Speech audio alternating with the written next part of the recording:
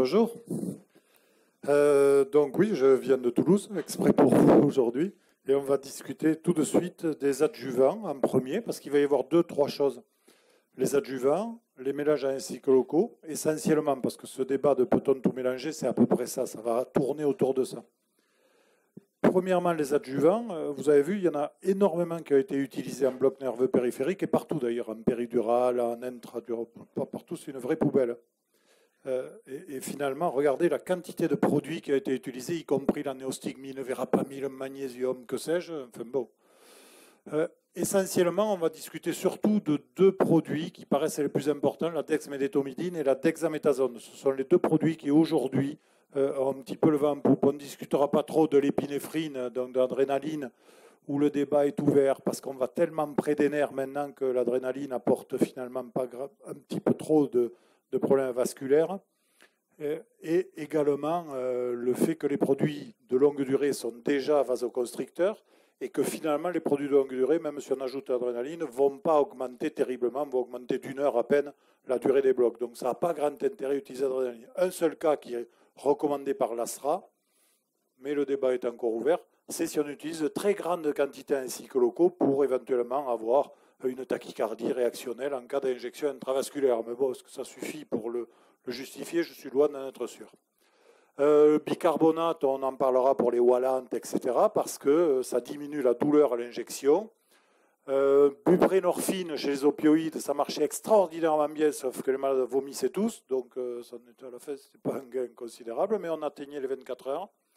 Et puis on arrive donc à la dexmédétomidine et dexaméthasone. Alors dexmédéto, vous le voyez là, c'est un alpha-2 agoniste, beaucoup plus agoniste que la clonidine, inhibiteur du système sympathique et de la conduction neuronale. Donc ça a une action pour prolonger la durée des blocs. Tout ce qu'on cherche, c'est d'aller au-delà des 24 heures. On est dans un cadre général où on se dit déjà 24 heures, c'est quand même assez extraordinaire. Et au-delà, si vraiment on veut 48 ou 72 heures, bon, ben on va utiliser les cathéters et Axel va nous en parler. La dose, c'est 1 à 2 microgrammes kilo, que ce soit en périneural, que ce soit en IV. Ce sont des produits qui peuvent être utilisés dans les deux considérations, IV ou périneural. Seul problème ou avantage, c'est la dexmédéto. C'est un gros avantage, c'est qu'il est sédatif. Alors, c'est un défaut, mais c'est aussi un gros avantage. Si vous faites par exemple des prothèses de genoux avec des triblocs, quadriblocs, etc., vous êtes ravi qu'ils soient sédatés. Si par contre c'est un jeune ligament, etc., bon, la sédation ne va pas vous aider. Donc là aussi, il y a des choix à faire en fonction des additifs, en fonction des patients. Le deuxième problème à la dexmédétomidine, c'est le fait que vous allez avoir des bradycardies, et vraiment des bradycardies parfois sévères, surtout si c'est associé à des bêta-bloqueurs ou des produits autres qui régulent au niveau cardiologique. Eh bien, les bradycardies seront prononcées. Vous avez des patients qui sont à 35 de pouls, qui vont très bien, tout, pas de problème, sédatés, 35 de pouls, enfin bon, c'est pas très heureux, quoi.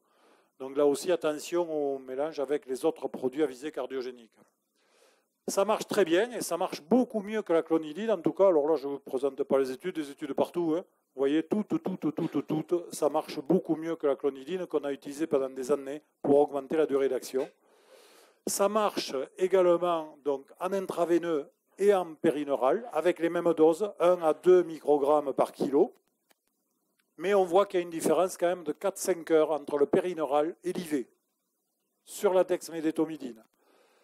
Alors, c'est toujours le même débat. Est-ce que c'est cliniquement relevant? Est-ce que c'est très important d'avoir 4-5 heures d'écart? Bon, mais c'est à vous de le décider au moment où on fait le bloc, en fonction de tout un tas de critères dont on a déjà parlé, l'âge, le besoin sédatif, à quelle heure vous faites le bloc, est-ce que c'est l'après-midi, le matin, etc. Voilà, en tout cas, c'est un petit peu ça. Et l'impact de la dose, alors, parce que je vous l'ai dit, le problème qu'il y a, c'est que plus on augmente la dose, vous voyez, on prend ici 1 microgramme kilo, 1 microgramme 5 et 2 microgrammes kilo. Eh bien, on s'aperçoit que plus on augmente la dose, plus on va augmenter la durée du bloc sensitif. Vous voyez, on passe de 457, donc avec 1 mg à 860 minutes, 1200 minutes avec 1,5 et 1500 avec 2 microgrammes kilo.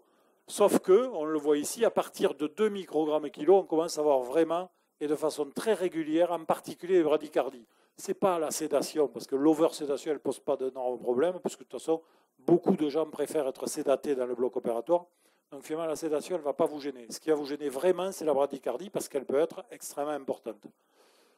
Donc du coup, en gros, à utiliser de la dexmédetomidine, restez dans des doses de 1 à 1,5 microgrammes kilo, parce que vous le voyez, à 1,5 microgrammes kilo ou 1 microgramme kilo, on n'est pas du tout gêné par les effets secondaires, ni d'oversédation, ni de bradycardie.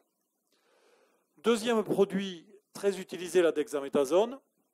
Pareil, utilisé largement en VPO et en douleur post-opératoire, au-delà de 0,1 en douleur post-opératoire, 0,1 mg kilo. On sait déjà aujourd'hui qu'au départ, on a utilisé 8 mg. Alors au départ, on utilisait 8 mg plus de la Ropi ou de la Bupi à 0,75, la Ropi. Donc là, nous, avec 8 mg d'hexaméthasone plus des blocs, plus de l'anesthésique locale à 0,75, on a eu des blocs qui ont duré 15 jours. Le patient était ravi, il disait « Oh, ça marche vachement bien ». Bon, enfin, c'est vraiment de la lésion nerveuse, qui dure 15 jours, et puis après, ça revient dans l'ordre, bon, heureusement. Donc, on a quand même sérieusement baissé les doses. Donc, on est passé de 8 mg, et on va le voir, on a baissé les doses, surtout dans les cycles locaux. On est passé de 8 mg à 4 mg. Bon, ça, c'est pas du tout un problème, ça marche pareil. Et puis là, vous voyez, sur une étude qu'on a fait sur la chirurgie du pied, 1 mg d'hexaméthasone périneural, c'est à peu près pareil que 8 à 10 mg intraveineux. Donc là aussi, quelle est la dose de dexaméthasone à utiliser, que ce soit en intraveineux? Alors en intraveineux, je vous l'ai dit, c'est aux alentours de 0,1 mg kilo. La plupart des équipes font 8 à 10 mg d'hexaméthasone IV. Et en périneural, eh bien, on voit que la courbe, quand même, elle monte au départ entre 0 et 1 mg kilo, 0,1 mg kilo de dexaméthasone.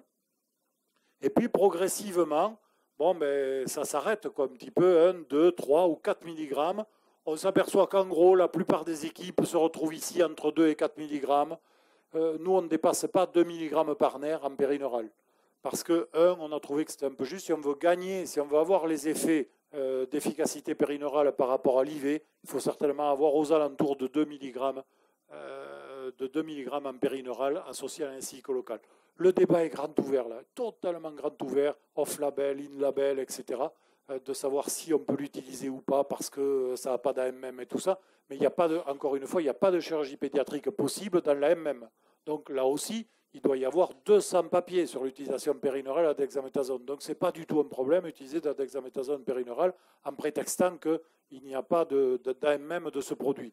Il y a tellement de papiers qu'il n'y aura pas de problème de ce côté-là. C'est plus comment vous l'aurez fait, averti, machin, information, etc., etc., que le sujet purement d'hexaméthasone.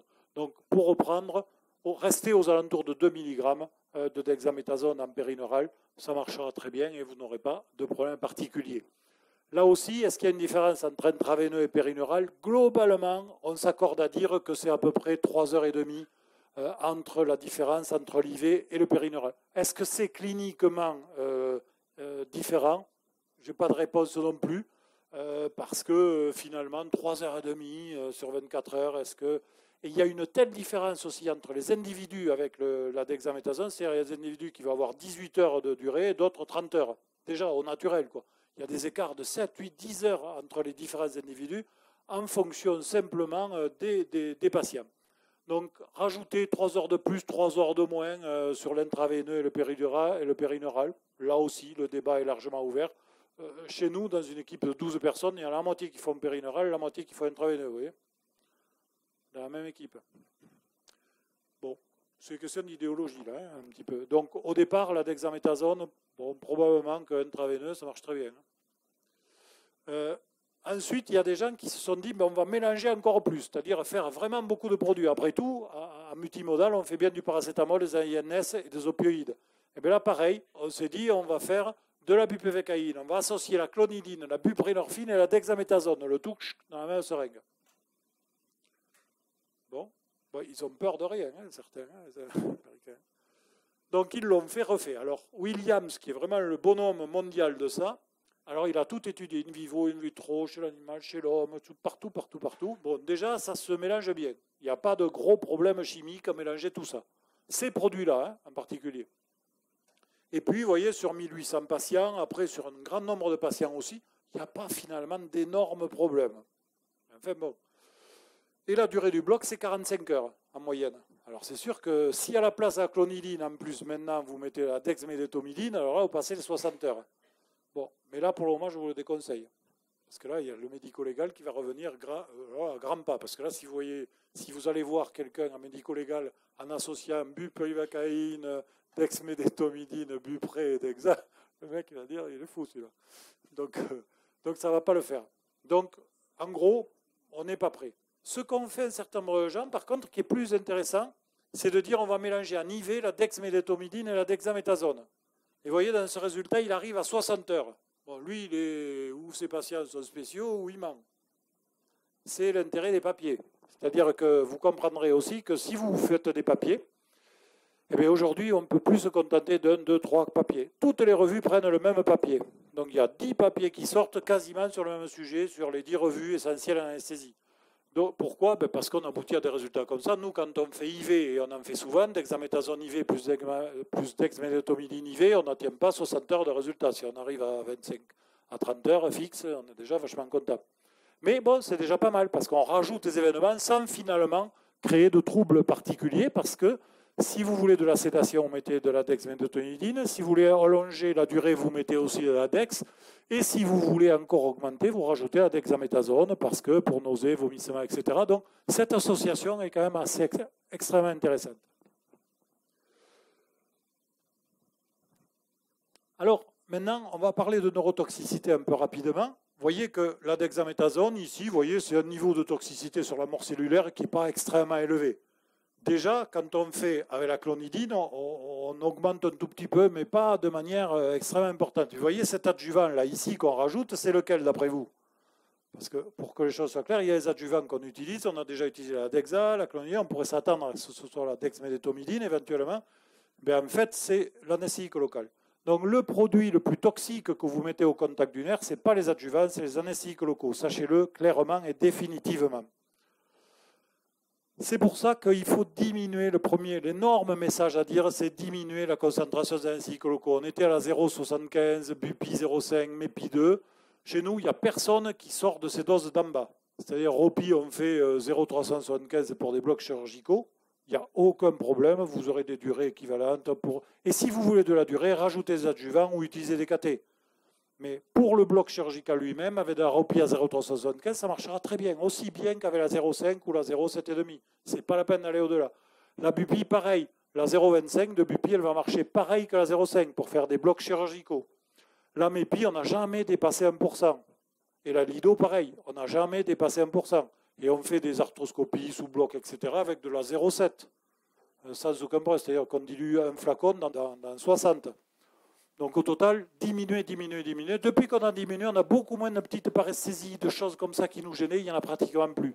Et ça a beaucoup été efficace sur ça. Et n'oubliez jamais que plus vous augmentez la concentration, plus vous augmentez le risque de lésion nerveuse.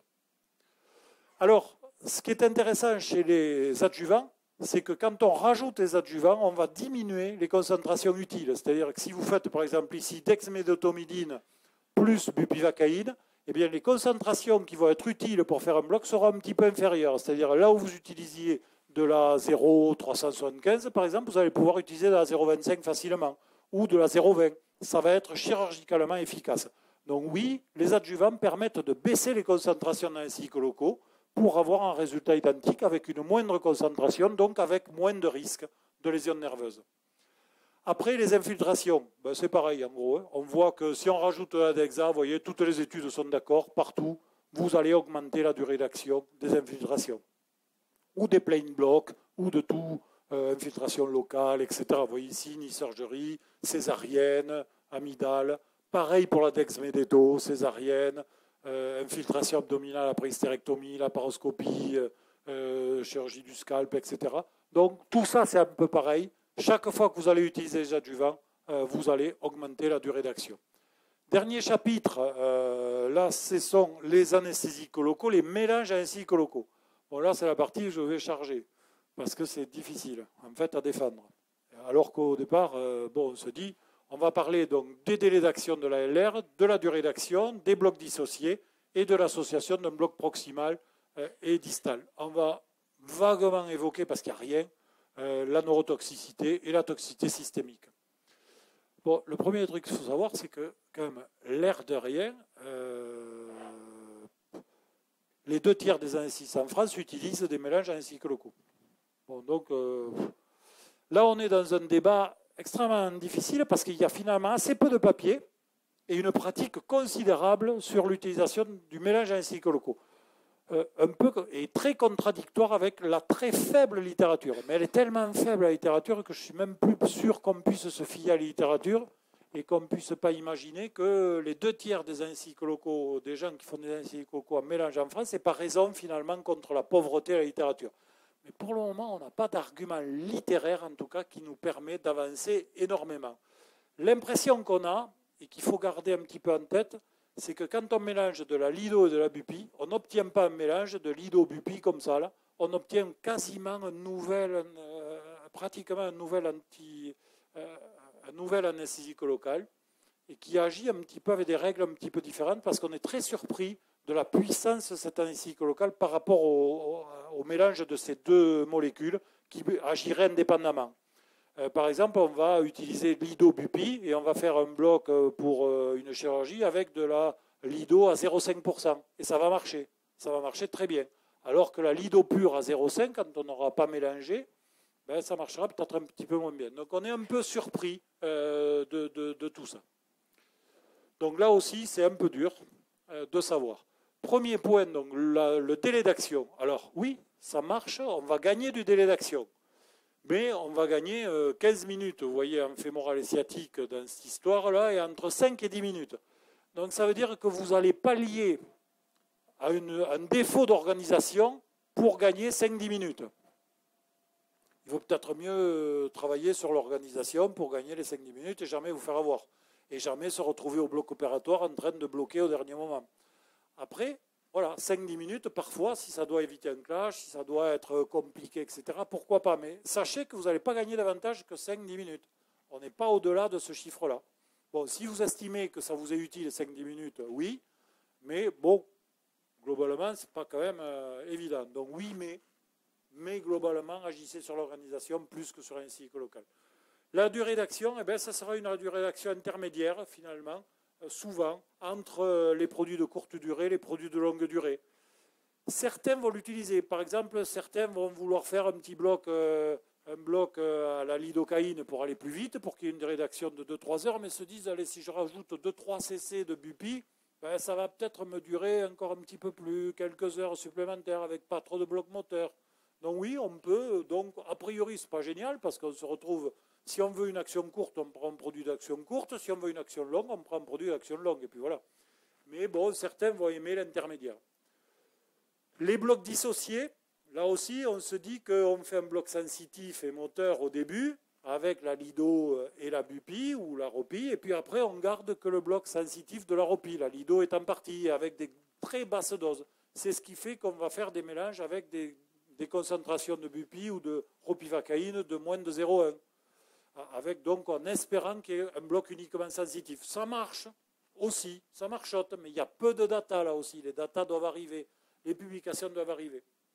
Et puis le dernier, qui est beaucoup plus classique, bon, ben, on va faire un bloc axillaire, par exemple avec de la Lido, et puis un bloc distal avec de la Bupi pour pouvoir garder le côté je bouge, j'ai ma mobilisation, etc. Et un bloc sensitif qui ne sera pas suffisant pour la chirurgie elle-même, mais qui va maintenir l'analgésie pendant beaucoup plus longtemps. Ça, ce sont des choses extrêmement intéressantes. Bloc proximal puissant et après un bloc distal uniquement analgésique pour garder un bloc uniquement sensitif.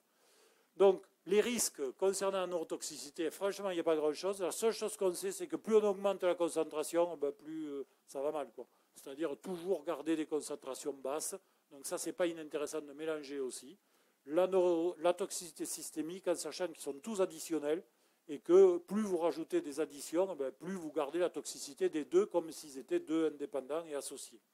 En conclusion sur les adjuvants, ben oui, la dexaméthasone, c'est un adjuvant idéal. Franchement, c'est bien. Entre 8 et 10 mg IV ou 2 à 4 périneural. La dexmédéto, 1 à 2 microgrammes par kilo. Plus vous montez, plus vous avez de la sédation et de la bradycardie, beaucoup plus que l'hypotension, qui n'est pas un sujet. C'est vraiment la bradycardie qui domine. Donc 1,5, restez entre 1 et 1,5 microgrammes kilo, vous aurez une sédation agréable pour le patient et pour vous, sans bradycardie majeure. Les adjuvants multimodaux, vous oubliez pour le moment de rajouter tout, parce que là, l'expert, il ne vous le pardonnera pas. L'analgésie multimodale périneurale, pardon, c'est celui-là que vous oubliez. L'additif IV, pourquoi pas? Si vous avez besoin de sédation en plus, utilisez IV dexmédétomidine plus IV dexaméthasone. C'est plutôt assez intéressant à utiliser, plutôt assez agréable. Vous n'aurez pas de durée d'action de 60 heures, mais vous passerez largement les 24 heures sans aucune difficulté. Les mélanges en cycles locaux, c'est un concept qui est intéressant, surtout pour les blocs dissociés, un bloc proximal court et distal prolongé. Attention, parce que ça dilue quand même beaucoup les enzymes locales. On sait qu'il faut au moins de la 0,167, par exemple, de ropivacaïne pour être actif chirurgicalement. Si vous baissez en dessous de la 0,160, vous allez avoir des difficultés. Mais vous voyez quand même qu'au-delà de 0,160, vous êtes actif chirurgicalement. Donc c'est quand même l'air de rien. Si vous utilisez à 0,25, ça va marcher, ce n'est pas un problème. Et puis, il y a très peu de data sur la neurotoxicité, sur les mélanges en cycles locaux, et peu de data en général sur les mélanges en cycles locaux. Donc, il y a des data à faire pour montrer plus ou moins que les 2/3 des gens qui utilisent ces mélanges en cycles locaux ont peut-être raison contre une littérature très pauvre. Merci.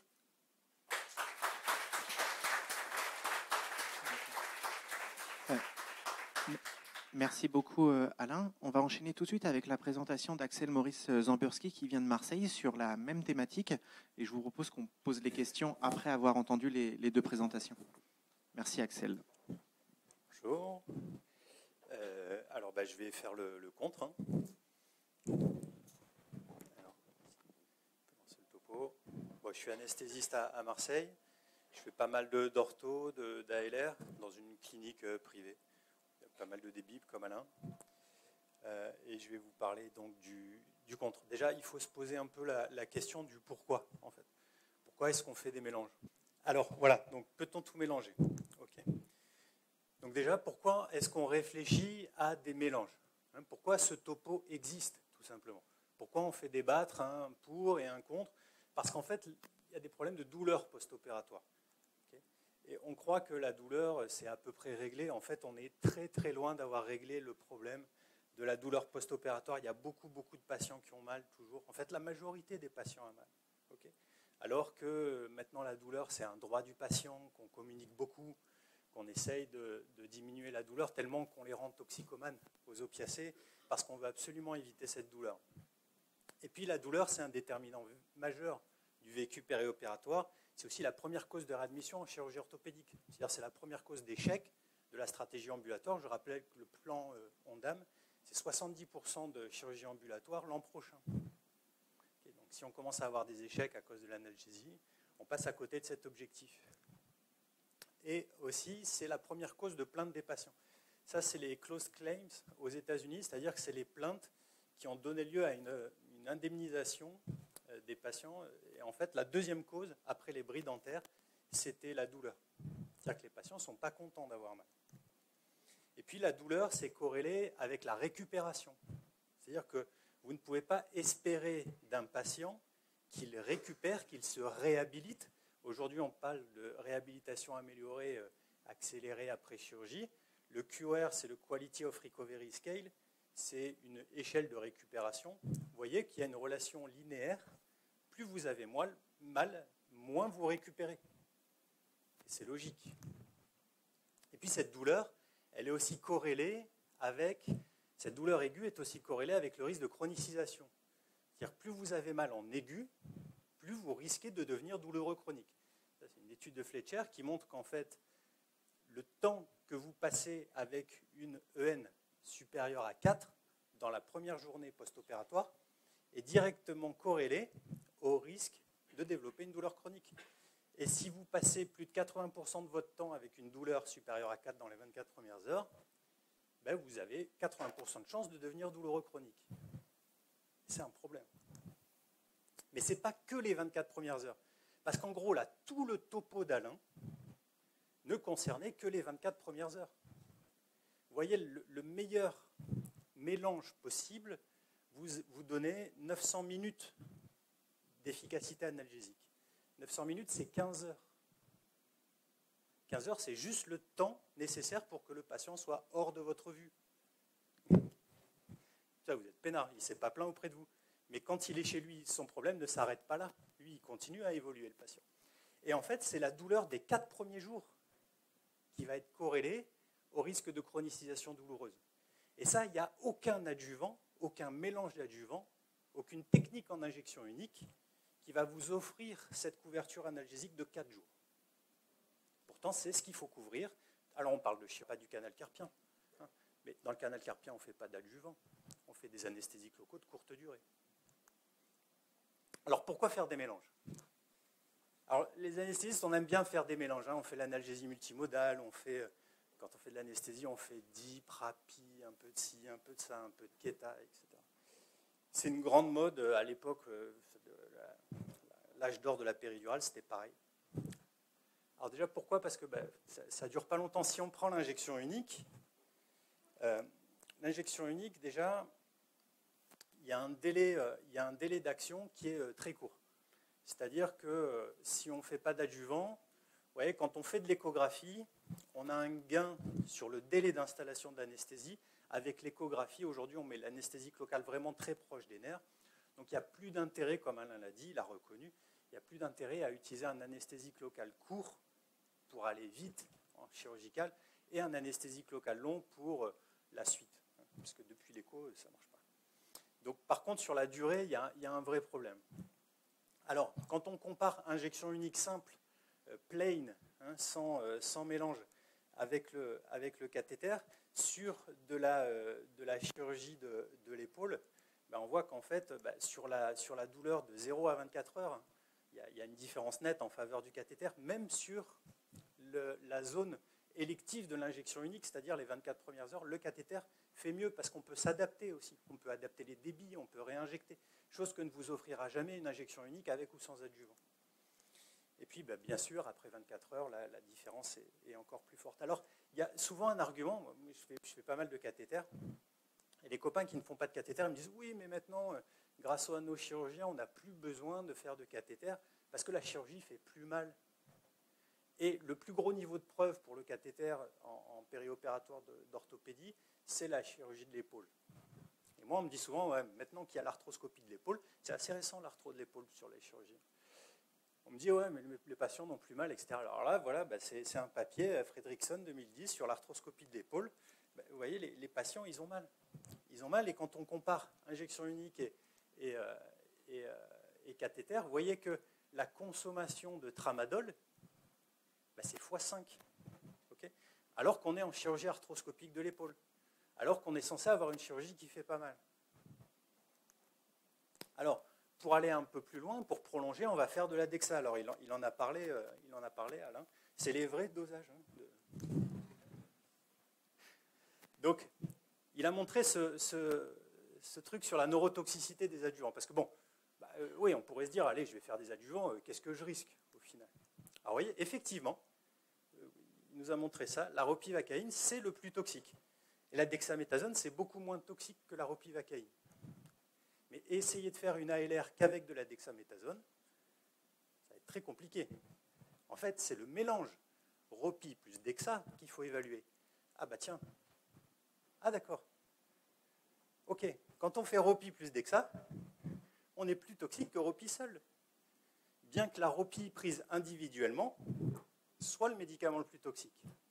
Ça n'a pas de sens de dire que la dexa seule n'est pas toxique par rapport à la ropi, parce qu'on va forcément faire les deux ensemble. Alors, est-ce que ça marche plus longtemps? Ah oui, ça marche plus longtemps, sauf que les premières demandes antalgiques commencent à 6 heures post-opératoire, même quand on fait de la dexa. Et puis ça, c'est le papier d'Alain. Hein. C'est-à-dire que je n'ai pas pris n'importe quel papier, c'est le papier de son équipe. Et en fait, les premières demandes de rescue analgesia, c'était 6 heures après l'injection unique. Ah oui, parce qu'il ne faut pas en attendre non plus des miracles. Alors c'est sûr, vous pouvez aller regarder. Oui, en fait, ça, c'est des patients qui n'auront jamais mal. Ils ne demandent pas de rescue analgesia. Ça ne fait pas effet 48 heures, la Dexa. Hein. Okay. Par contre, les premiers qui demandent, ça veut dire que ça n'a pas fonctionné.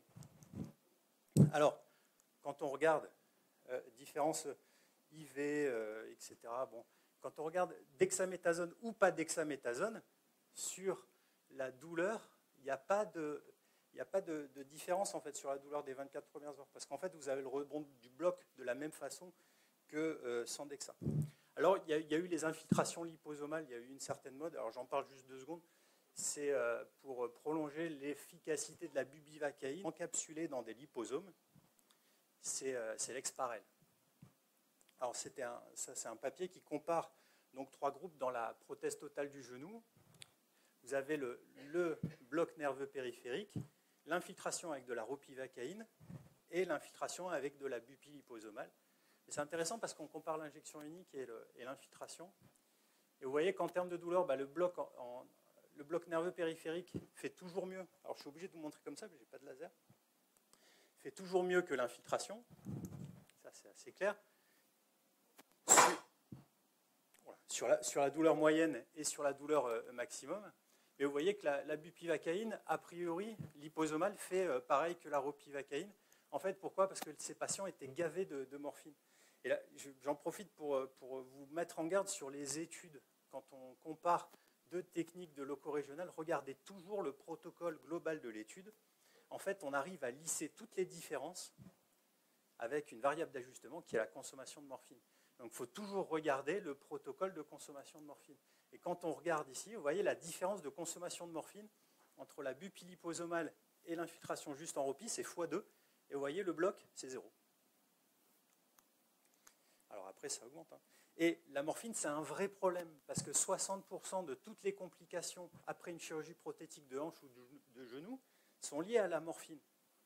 60% de toutes les complications, est-ce que vous imaginez? C'est-à-dire que si vous arrêtez de prescrire de la morphine, c'est-à-dire que si vous avez une stratégie analgésique qui est efficace, vous allez éviter 60% de toutes les complications. Alors on va parler de l'infiltration. Alors ça, c'est le Long Island Iced Tea. Il est bien nommé parce qu'il y a vraiment pas mal de trucs dedans. L'infiltration, c'est pareil. On va associer ropivacaïne, adrénaline, morphine, kétorolac. Ça, c'est l'infiltration périarticulaire. Donc, c'est un mélange. C'est un super mélange. Vous voyez, on met un peu de tout. Quelle est la durée d'efficacité de l'infiltration périarticulaire du genou dans la chirurgie prothétique? C'est 9 heures. Est-ce que vous pensez qu'une prothèse du genou, ça fait mal que 9 heures? Non. Est-ce que vous pensez qu'une prothèse du genou, ça fait mal 15 heures pour les 900 minutes de l'adjuvant avec la dexmédetomidine? Non, ça fait mal beaucoup plus longtemps. Okay. Et quand on compare cathéter périnerveux avec infiltration périarticulaire, vous voyez que sur la douleur, il y a une différence qui est nette en consommation de morphine. Et vous voyez que sur la récupération, parce que pourquoi on fait des infiltrations périarticulaires? C'est pour donner la possibilité aux patients de marcher. Parce qu'on s'est fait avoir par cet argument, souvent qui venait un peu des chirurgiens, qui voulaient faire des démonstrations de force et montrer que leurs patients ils étaient capables de marcher en sortant du bloc opératoire, faire de la chirurgie ambulatoire, on parle de la RAC, etc. Mais ce qui compte quand on se fait opérer d'une prothèse du genou, ce n'est pas de repartir en vélo de la salle d'intervention. Ce qui compte, c'est de pouvoir refaire du vélo 6 mois plus tard, ou de refaire de la marche, ou que le patient reprenne sa vie, reprenne son existence. C'est ça la réhabilitation, c'est de restituer le patient à son milieu habituel avec une forme qui est meilleure. Et quand on regarde à 6 semaines ce qui se passe entre l'infiltration périarticulaire, c'est-à-dire le patient qui est reparti en vélo, et le patient qui est reparti avec son bloc fémoral, qui lui ne faisait pas de vélo parce qu'il avait un bloc moteur, vous avez une différence de récupération qui est nette sur la Knee Society Evaluation et sur le WOMAC. C'est-à-dire que c'est des patients qui récupèrent mieux à terme. Et voilà pourquoi le cathéter périnerveux, c'est le meilleur des cocktails. Ce n'est pas de cocktail, en fait. Alors, on dit souvent que ce n'est pas efficace, le cathéter périnerveux, que c'est compliqué. En fait, là, c'est un papier sur 1000 cas de cathéter sciatique. Vous voyez, le taux d'échec, 0,2%. Est-ce qu'on peut dire d'une technique qu'elle est difficile à mettre en œuvre quand vous avez un taux d'échec de 0,2%? Alors, je ne vous dis pas qu'on y arrive tout de suite à ce taux d'échec-là, mais c'est faisable, ce n'est pas compliqué de le faire. Et là, ça résout tous vos problèmes de mélange, tous vos problèmes d'adjuvant. Parce qu'en plus, vous pouvez titrer votre dose dans le cathéter périnerveux. C'est-à-dire que si votre patient n'a pas mal, vous baissez votre débit. Si le patient a très mal, par exemple, il va chez le kiné. Juste avant une séance de kiné, il se fait un bolus et il a de nouveau un bloc efficace. Le taux de complication, 0,35%, le taux de complication global après cathéter périnerveux. Taux d'infection 0% sur de l'analgésie pour douleur chronique. Les patients gardaient un cathéter plus de 72 heures. En fait, dès qu'on fait une tunnelisation, c'est terminé. Mais si vous ne tunnelisez pas en aigu, pareil. Alors, on parlait de la toxicité. Ça, c'est les concentrations plasmatiques de ropivacaïne avec des cathéters périnerveux. Là, vous avez le niveau de toxicité. Là, vous avez les niveaux qui sont atteints quand on met un cathéter périnerveux. C'est-à-dire qu'on est très, très loin de la toxicité. Et je vais même vous dire que si vous mettez votre cathéter périnerveux en intraveineux, avec le protocole qui est validé par l'ANSM, c'est-à-dire 2 mg par millilitre de ropivacaïne et sans dépasser 10 ml/h, vous ne pourrez jamais atteindre le niveau de toxicité plasmatique nécessaire pour avoir des complications. Il ne peut rien se passer à ce niveau-là. Donc ils peuvent rentrer à domicile avec leur cathéter, il n'y a pas de risque. Il suffit de les fixer correctement avec un système dédié et vous pouvez les envoyer très loin. Ça, c'est un centre américain. Vous voyez, c'est un centre qui est sur la côte ouest. Ils envoient des patients jusque dans la côte est avec leur cathé périnerveux. Il n'y a pas de souci. Alors ça, on montre souvent aussi cette diapo pour dire qu'il y a une relation temps dépendante de la toxicité des anesthésiques locaux. Et donc, quand vous mettez un cathéter périneural, certes, vous n'avez pas la toxicité des adjuvants, mais vu que vous laissez votre anesthésique locale plus longtemps au contact du nerf, vous allez avoir une toxicité qui va augmenter. Déjà, cette toxicité n'apparaît qu'après 72 heures, mais surtout pour des concentrations qui sont supracliniques. Ça, c'est de l'étude sur du rat. Okay, quand vous utilisez une concentration qui est clinique, vous avez zéro différence entre avec le temps d'exposition sur la toxicité périneurale. Parce que, Alain vous l'a dit, on utilise des concentrations très faibles. On est sur de la ropivacaïne à 2 mg par millilitre, c'est très bas. Donc, vous pouvez avoir une exposition longue, il n'y a pas de souci. Voilà. Et après, juste pour conclure encore sur le concept, sans aller dans le détail des adjuvants, bon, la sédation par dexmédétomidine, c'est un problème quand même. Alain dit, si vous souhaitez sédater vos patients, faites un peu de dexmed. Là, on est à l'heure de l'ambulatoire. Si votre patient, maintenant on arrête de les prémédiquer, si on leur colle une sédation avec un alpha-2 agoniste en PEROP, c'est quand même c'est contre-productif, quoi. Donc la différence entre l'infiltration, la single shot et le cathéter, ouais, la différence, on l'a à J1, on l'a à J2 et on l'a toujours un mois après. Alors pourquoi il y a une rémanence des effets de l'analgésie de longue durée? Parce que c'est des patients qui ne se chronicisent pas, qui ne deviennent pas douloureux chroniques, donc qui se réhabilitent, donc qui récupèrent et donc qui sont moins douloureux, quoi. Et ça, c'est un patient avec un cathé, juste pour vous montrer que les patients sont capables de marcher. Ouais, comme tout à l'heure, la vidéo ne marche pas. Vous pouvez la lancer en manuel ou...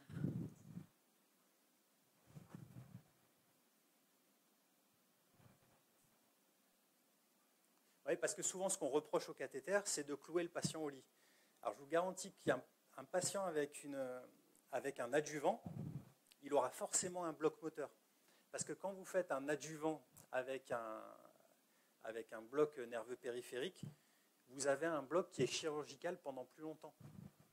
Okay, si vous faites un bloc fémoral pour une prothèse du genou et que vous mettez un adjuvant, le patient, pendant 24 heures, il va avoir un bloc qui va être significatif. Or là, nous, on fait, dans le centre où je bosse, on fait la pose du cathé, on le fait à la xylo 1%, non adrélaniné, sans rien.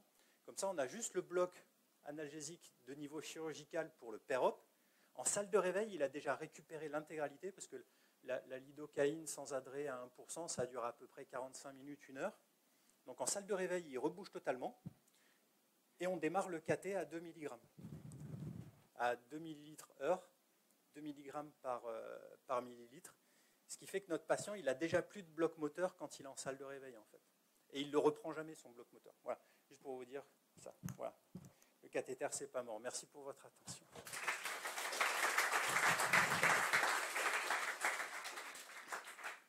Merci beaucoup, Axel. Est-ce que vous avez des questions pour nos deux orateurs? Bonjour. Moi, je ne réponds pas. Bonjour, merci beaucoup pour ces deux topos qui étaient assez complets, en tout cas qui ont répondu à certaines de mes questions. Du coup, ça nous pose un peu la problématique de la RAC telle qu'on la voit actuellement à la place du cathéter, parce qu'on a quand même l'impression que le cathéter, ce que vous venez de dire, c'est que on doit le garder, mais dans la pratique actuellement, plein d'équipes essaient de l'éviter. Oui, mais pourquoi ils essayent de l'éviter? Parce qu'il semblerait que justement, ça va à l'encontre de la dernière vidéo. Hein. C'est pour ça Non, que... mais parce qu'on les a fait enlever aux chirurgiens, donc c'est pour les mettre à leur place, les cathéters. C'est-à-dire que les chirurgiens, on leur dit qu'il faut virer tous les cathéters, tout ça, que ce soit tout propre, tout pour pouvoir bouger. Nous, on les met maintenant. Ça, c'est le truc évident, quoi. Alors déjà, la RAC, au départ, ça s'appelait la Fast Track Surgery. C'est Kellett qui a pas mal mis ça en place. Hein. Kellett, il a bâti tout son système sur quoi? Sur la péridurale. Okay, c'était sur de la chirurgie abdominale lourde ou chirurgie thoracique, et c'était la péridurale. La péridurale, ça a permis quoi? Ça a permis de diminuer les doses de morphine. Donc ça a permis une reprise du transit plus rapide, ça a permis une diminution de la sédation et une diminution des complications. Et aujourd'hui, Kellett vient nous expliquer, ah mais non, mais le cathéter, qu'il soit péridural ou périneural, ben on l'oublie aussi et on fait autre chose. Pourquoi? Est-ce qu'on a une technologie suffisamment mûre pour pouvoir se passer du cathéter? Attention, en maintenant le même niveau d'exigence analgésique, aujourd'hui, non, ce n'est pas vrai. L'infiltration périarticulaire n'est pas une solution. Ça dure maximum 9 heures, 12 heures. Donc je suis désolé, pour de la chirurgie qui nécessite de la réhabilitation, parce que le canal carpien, ce n'est pas de la réhabilitation, hein, c'est un passage chez le coiffeur, quoi. Dire, mais pour une chirurgie prothétique, une chirurgie lourde, dans laquelle la réhabilitation a un sens, on ne peut pas se contenter d'une analgésie aussi courte. Okay, donc, oui, mais... est-ce qu'on peut se passer non, mais le problème, si tu veux, c'est que avant les adjuvants, c'était 4-5 ans, hein, la durée de la douleur post-opératoire, c'était 48 heures, 24-48 heures. Évidemment, depuis les adjuvants, elle est brutalement passée à 2 ou 3 jours, comme s'il fallait sauver le cathéter. Or, en fait, vous êtes tous là, 2,7% à utiliser les cathéters. Dans ces 2,7%, il y a 30% des cathéters qui foutent le camp, en plus, au bout de 12 heures. Quoi. Non, mais pas posés par toi, bien sûr. Par ceux qui les posent mal. C'est-à-dire les 98% autres que les 2% qui en font tous les jours. Donc, au total, ça ne sert à rien d'avoir des outils extraordinaires et tout pour aller sur la Lune s'il n'y a personne sur la Lune, même pas les patients. Donc, à un moment, il faut être raisonnable et responsable. Kellett, il ne dit pas que les cathéters, c'est pas bon. Il fait le constat que dans le monde entier, c'est très compliqué à mettre en place les cathéters, que les gens ne le font pas pour 50 000 mauvaises raisons. Je suis entièrement d'accord. Et ce que font certaines équipes, quand ils le font très bien, c'est formidable. Je n'ai rien à dire là-dessus. Mais dans l'immense majorité des patients, ils ne bénéficient pas. Quoi qu'on en dise, ça fait 30 ans qu'on leur explique qu'il faut mettre des cathéters, qu'ils ne le font pas. On va pas. Ça ne marchera pas. Donc, il faut vivre avec la réalité. Ça, c'est le premier élément. Le deuxième élément, c'est qu'aujourd'hui, on est passé d'un monde de l'antidouleur à un monde au mouvement. C'est-à-dire que maintenant, on a choisi clairement. Et nous, on n'est pas nécessairement d'accord, mais ça changerait. Ils s'en foutent, les Américains, ils s'en foutent, les Asiatiques, de tout ça. On est passé du monde de zéro douleur à un monde où il faut accepter la douleur, mais il faut marcher. C'est-à-dire que maintenant, on est passé des quadriblocs, tu vas voir, des quadriblocs sciatiques, fémorales, obturateurs, machin, etc., où là, il y a zéro douleur. C'est ce qu'on fait, nous. Donc, on n'est pas non plus des anti-ça. Mais on est passé au bac où là, il faut accepter 3-4 de douleur. Et c'est marcher, rentrer dans le mouvement. C'est le nouveau paradigme du monde d'aujourd'hui en anesthésie. Il faut le voir aussi, ce monde-là, qui est peut-être un monde de communicants, qui est peut-être un monde de gens qui justifient leurs échecs, parce qu'ils sont gentils aussi avec tout ça, qui justifient leurs échecs par le fait de dire il faut marcher, tant pis si c'est la douleur, parce que le bloc ne marche pas si bien que ça, mais au moins les miens ils marchent alors que les vôtres ils ne marchent pas. Mais on est passé dans ce monde-là. Peut-être qu'on reviendra en arrière dans quelques années. Qui a choisi ce monde, Alain? C'est l'ensemble des anesthésistes du monde entier qu'on voit partout. Pourquoi ce ne seraient pas les patients qui choisiraient, tu vois? Mais c'est la réalité des publics aujourd'hui. Et c'est la réalité de ce que tu entends aujourd'hui. En fait, aujourd'hui, il faut marcher même pire, marcher à J0. Parce que les gens vont être en ambulatoire. C'est un effet de mode. Dire que la douleur n'est plus un problème, c'est faux. Aujourd'hui, aux États-Unis, il y a 149 morts par jour à cause du mésusage des opiacés.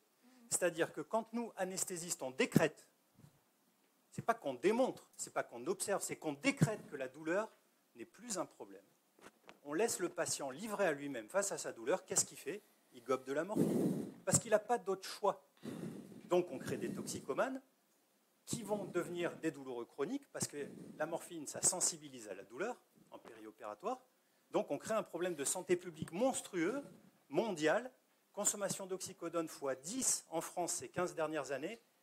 Nombre d'hospitalisations pour surdosage en morphinique en France ces 15 dernières années, plus 161%. Nombre de décès accidentels, plus 143%. Mais les anesthésistes sont à la plage. Ils ne surveillent pas les cathéters. On nivelle par le bas. Sous prétexte que c'est compliqué, on ne fait pas. Attendez, on est médecin. Arrêtez de me faire croire que mettre un cathéter à côté d'un nerf, c'est plus difficile que de mettre des anesthésiques locaux à côté d'un nerf. Vous êtes au même endroit. Quand vous injectez votre naro avec votre bupi, votre clonidine, votre machin, qu'est-ce qui vous empêche, plutôt que de larguer un adjuvant, de larguer un cathéter et de le fixer? Rien. Si ce n'est votre volonté d'avoir une prise en charge optimale de la douleur et une épargne morphinique. Le cathéter, nous, ce qu'on fait, c'est AJ3. Déjà, on le laisse 3 jours. AJ3, on met le cathéter en pause à 8 heures. L'infirmière repasse à midi et voit comment se passe la levée de bloc. Si la levée de bloc est mal tolérée, attendez, on fait de la douleur chronique avec des cathéters, on les laisse 3 semaines, 1 mois. Oui, oui, si tu veux, laisse-le 1 semaine. Si ton patient a mal 1 semaine, laisse-le 1 semaine. Quel est l'obstacle à ça? De changer régulièrement. Le changer, pourquoi faire? Parce qu'il va se barrer. Le taux de mobilisation de cathéter, 30%. Inférieur à 1%. Si oui, chez toi. Mais évidemment, chez les gens c'est comme toujours, chez les gens qui le font tous les jours, c'est vrai. Et c'est formidable. Moi, je ne suis pas du tout contre les cathéters. Mais c'est vrai que c'est contraignant, difficile à domicile, c'est tout. Mais bon. Vas-y, pose la question. Justement, c'est le principe de toute nouvelle acte. Il faut l'apprendre, c'est il pas faut le nouvel répéter. Acte, ça fait 30 ans qu'on met les cathéters. Non, et pour nous et pour ceux qui ne savent pas le faire, il faut s'entraîner, il faut le faire et le refaire. Et puis quand on le fera tous les jours, il n'y aura pas de problème.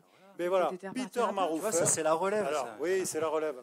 Peter Maruffer, qui est celui qui a inventé l'écho dans le monde, l'inventeur de l'échographie dans le monde. Donc celui-là, on ne peut quand même pas dire qu'il ne sait pas le faire. Ils ont fait une étude il y a 2-3 ans sur les cathéters. Ils avaient 40 ou 50% de cathéters qui s'en allaient à la fin de l'étude. Ouais, tu peux me parler des conflits d'intérêts de Maruffer avec la vous avez toujours des raisons. Non, mais ce que je veux dire, c'est bien le cathéter. J'ai rien à dire contre le cathéter, j'ai rien à dire, mais c'est hyper contraignant, hyper difficile. En gros, et les c'est difficile poseurs à de faire cathéter tenir. ne sont pas des surhommes, hein, rassurez-vous. Il n'y a aucune difficulté technique à mettre un cathéter, c'est juste qu'il faut utiliser une technique de fixation qui est correcte. C'est-à-dire que si vous mettez le tégaderme, ouais, c'est pareil, peut-être que la péridurale, vous voyez aussi, là qui font des serpentins, du Steri-Strip, des trucs comme ça. Utilisez un pansement qui s'appelle le Lockheed, vous n'aurez plus jamais de problème de mobilisation de cathéter ni de péridurale. Ou de la Dermabond ou du Matisol, c'est pareil. En gros, le Lockheed, ce qui est bien, c'est que tu peux mobiliser ton cathéter. Parce que quelquefois, tu te rends compte que le cathéter, il était trop profond ou autre. Là, tu as la main. Et puis aussi, quand tu colles, quand tu retires le cathéter au patient, tu as une petite adhérence, ça tire un petit peu sur la peau. Alors que le Lockheed, c'est un petit loquet que tu ouvres. Et en gros, ça règle le problème. C'est pas monstrueusement compliqué que de mettre un Lockheed. Ça coûte 1,60 €. Votre clinique ne vous en voudra pas pour ça. Et ça se fait très bien. Maruffer, ouais, ok, bon, je veux dire, alors, on est tous plus forts que Maruffer, hein, et c'est peut-être une brêle au final, hein, parce que si tu veux avoir 30% de mobilisation de cathéter, il faut le faire exprès, honnêtement. C'est chez les enfants, oui. Ouais, oui, chez les enfants, ben voilà. Alors là, le cathéter pédiatrique, c'est encore autre chose, hein, c'est parce qu'il y a...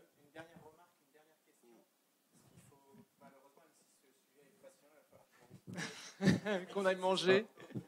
Non, mais déjà, la loco régionale, c'est une contrainte. Déjà, de faire de la loco régionale chez tous les patients, c'est déjà un pas en avant extrêmement important. Donc ça, il ne faut pas l'oublier. Beaucoup sont encore à paracétamol, anti-inflammatoire et opioïdes dans l'ensemble de l'anesthésie. Donc, on a des étapes à passer, tous ensemble. Et déjà, c'est ça. Juste une petite remarque. Est-ce que, donc, par exemple, chez un patient hospitalisé, pourquoi on ne rebloquerait pas finalement avec un bloc simple? C'est ce qu'on fait.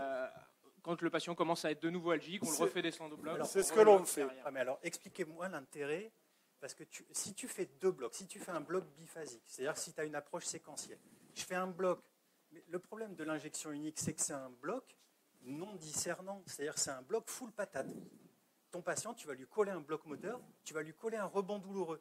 Ton patient, il a le rebond douloureux, il sensibilise à la douleur. Ah, docteur, il a mal. Je reviens, le héros, je refais un bloc full patate, je le recolle en bloc moteur. Il n'a pas besoin d'un bloc moteur, il a besoin d'un bloc analgésique.